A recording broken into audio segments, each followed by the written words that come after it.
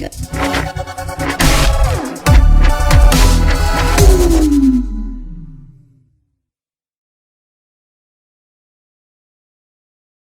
everybody, it's Benny One, and I'm back at you with another Star Wars movie review, and we are on Episode 6, Return of the Jedi, everybody. You know what's interesting? These were, when I was growing up, it was just the original trilogy, and the episode thing was not there. Those were not a part of the movies. So it was just, Star Wars, and then it was Star Wars Empire Strikes Back and Star Wars Return of the Jedi. And then A New Hope got added to Star Wars.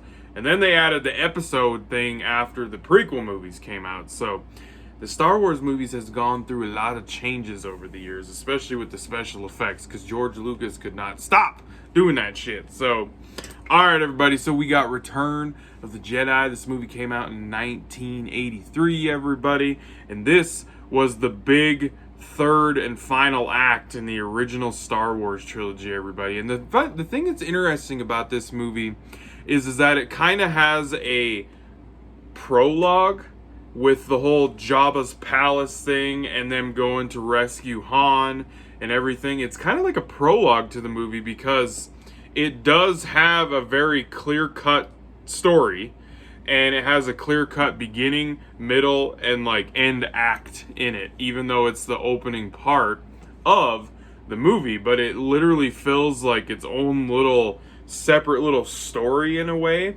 that picks up after Empire Strikes Back where they left off, because Lando and Chewie went out to go find Han and figure out where he was. And even though I'm pretty sure they knew where he was going, because they knew Boba. I'm pretty sure they knew Boba was going to take him to Jabba. So, but yeah. So it has its own little story in a way. And then we get the rest of the movie, which is about, the big final fight between the rebels and the Empire. And I enjoy the Jabba's palace stuff. I think it's a fun little part in the movie. Honestly, there's lots of good action. We get to see Luke's new freaking green lightsaber, which I prefer. I like his green lightsaber over his father's blue lightsaber, the iconic Skywalker blue lightsaber that Rey gets her hands on too eventually. But yeah, I like his green lightsaber. And there's one thing. So Boba Fett, everybody, like I said in Empire Strikes Back, I didn't quite understand why people think he's so people love him so much, because he literally gets made out to look like a little bitch in this movie, like in Return of the Jedi. They defeat him in the silliest, dumbest way, and for him being the most badass bounty hunter in the galaxy, the way that he goes out, well, at least that you think he goes out, because we learned in The Mandalorian that he's actually not dead, but you thought he was dead for years. The way he goes out, I'm like, really? This guy that's so popular, the most badass freaking bounty hunter in the galaxy, goes out like that. I'm like, okay. But yeah.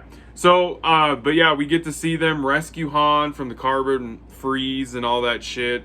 We actually get to see the prosthetic Jabba the Hutt in this movie instead of that god-awful CGI thing that's in A New Hope. Because he was a human. In the original cut of Star Wars, Jabba was a human. He was a big, chunky guy.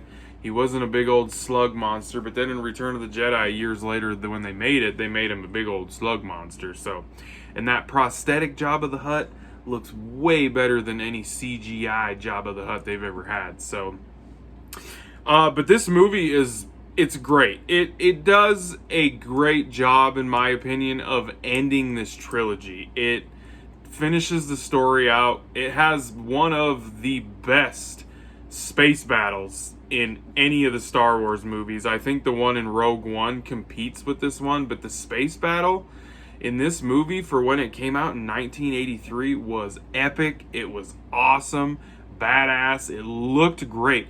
That's one. This original Star Wars trilogy, man, they were pushing the freaking envelope with the special effects in these movies, because they were made in 77, 80, and 83. And man, I gotta tell you, with the special effects that they used and they did when these came out, they didn't add a lot to the space stuff. Like, they didn't. When he went back and redid these movies, they didn't add a ton to Empire Strikes Back or Return of the Jedi, and it looks phenomenal still to this day. And the space fight itself is just awesome. You got the Rebel Alliance versus the Empire and the second Death Star, and the second Death Star is not even finished, like, as far as the outside of it and stuff, but it operates. It's just great space battle. And then you got the freaking battle down on Endor with the Ewoks, and I'm kind of a 50-50 type thing with the Ewoks. I was a kid, you know, I think I watched Star Wars for the first time in 1993, but I enjoyed the Ewoks obviously as a kid, but now that I'm an adult, I guess I can see where people are like, would a freaking group, a little army of teddy bears really be able to take out the stormtroopers and a bunch of the, like, stormtroopers in the Empire? You know, I don't really know. I would probably say probably not. But they use some guerrilla warfare tactics. I will say that. They use some guerrilla warfare tactics. I'm getting excited. I got my camera shaking, for Christ's sakes.